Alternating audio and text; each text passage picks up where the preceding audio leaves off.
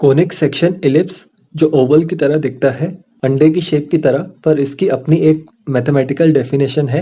इसकी एक्चुअली दो mathematical definitions है। उसमें से एक डेफिनेशन कहती है कि सपोज हमें इन्फिनिट 2D प्लेन पर दो पॉइंट्स दिए हैं F1 और F2, इन्हें फिक्स पॉइंट्स कहते हैं। सपोज एक तीसरी पॉइंट है P1 जिसका F1 से डिस्टेंस है P1 F1 और F2 से डिस्टेंस है P1 F2। इन दोनों डिस्टेंसेस का सम सपोज C1 है जहाँ पे नंबर C1 ग्रेटर देन 0 है। सपोज एक दूसरी पॉइंट है P2 जिसका F1 से डिस्टेंस और F2 से डिस्टेंस, इन डिस्टेंसेस का सम भी सेम नंबर C1 है।